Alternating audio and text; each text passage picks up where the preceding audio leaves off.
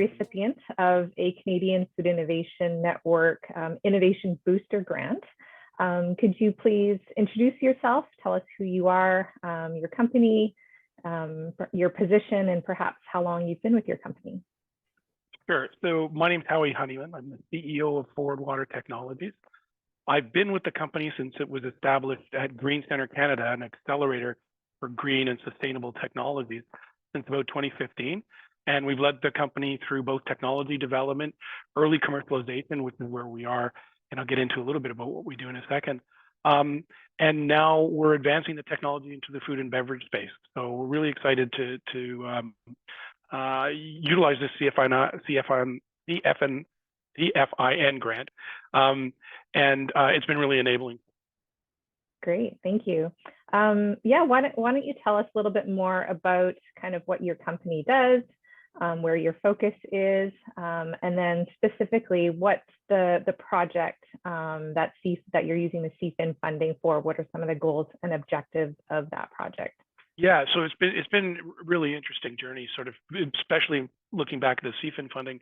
But Forward Water was established as a new viable way to treat heavily contaminated industrial wastewater, and there's a connection here. But the main launch of the company was to extract fresh, clean water from water that's so industrially contaminated you can only throw it away today. You either burn it, you bury it, or you boil it. And that's really prominent, I think, within the news. Everybody's aware of water scarcity issues, preservation of water, the better use of water as a manufacturing tool. And we've been very busy at that for a number of years, and we've scaled it up to large, early commercial scales. And it's in mining industries. It looks like we're looking in the recovery of lithium as an example, other industrial wastes, and that's where the main thrust of the company has been. But the founding scientists and some of the engineers here sort of looked at the technology we were using.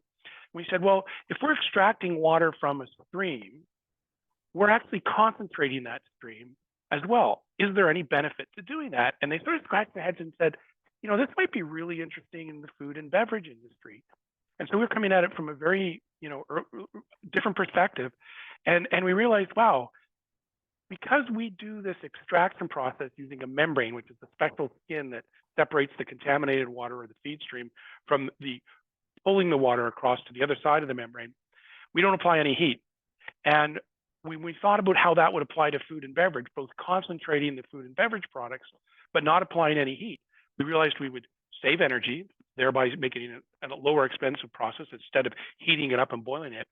But more importantly, and I think, or as importantly, saving energy and reducing CO2 footprint, recovering clean water from those streams, but we don't heat that food and beverage product. And what that does is it stops it from changing taste. And so it turns out that this is a well-known feature of Forward Osmosis, that the food and beverage products retain their quality and their high levels of taste, and they don't alter as you go to concentrating them. And so this is a really exciting way for us to do it, and it's going to be lower energy, lower CO2 footprint, and this is what the CFIN grant allowed us to go and explore, is actually looking at how do we commercialize that technology for the food and beverage industry, and not in the same way we do it for our industrial waste business. Perfect. That sounds great. Yeah, I know concentrates are widely used in the food industry, and as you mentioned, preserving flavor is a big benefit, but I know certain product streams like plant-based milks, for example, extracting some of those unwanted flavor compounds could also be beneficial. Yeah, and we might be able to evolve this technology, and this is sort of the first phase. We work with Queen's University very closely. Queen's University and Forward Water sort of discovered how you would do this for a food and beverage product. And we applied to CFIN to see if we could find a scalable way to make the special chemical materials you need to make this process work. And the exciting thing is not only does the chemistry work, that's what the research at Queen's proved, but the special materials you need to drive the process at large scale, they can also be scaled up.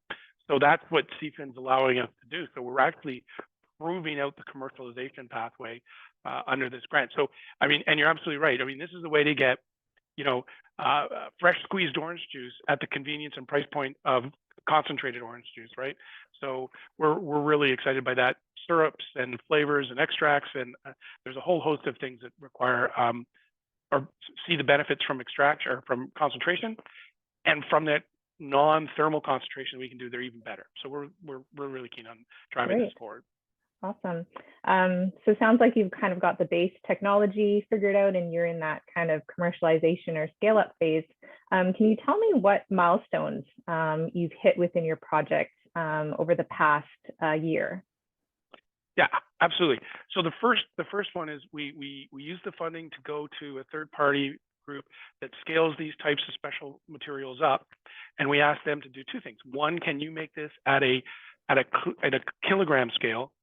And if you can make it at a kilogram, can you prove that you can then do it? And where we are right now is they've identified a pathway to get to a kilo scale. So once you get to a kilo scale in a chemical process, going to tens or hundreds of kilos is work, but it's high confidence, put it that way. And they've identified a pathway to doing that. They produce the first materials at close to a kilogram scale that are in our hands. I spent my last 2 weeks purifying them in the lab using some of the skills that I don't use as much anymore. And now that's going back to Queen's University for confirmation that these larger scale materials, this new chemical pathway to produce them, gives us the exact material we're looking for. And we've got every reason to believe that that's on track. Once that's complete, so that's a huge milestone, right?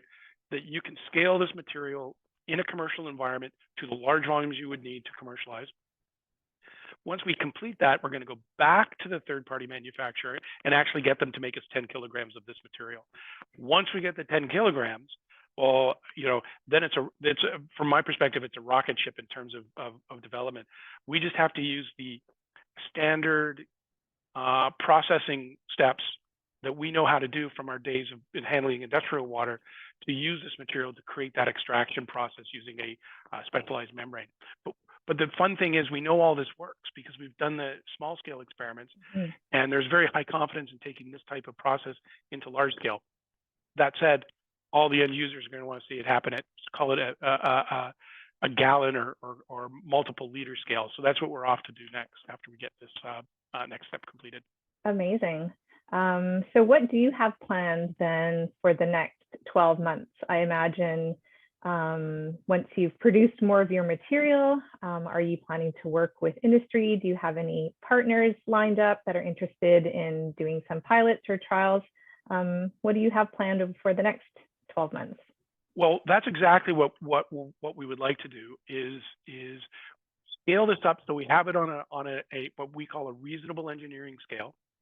Bring in partners who would benefit from seeing this type of process for their own product lines, and then work with them to move to exactly what you suggested, pilot scale, so call it hundreds of liters a day sort of processing, to show that this would have benefit in the marketplace.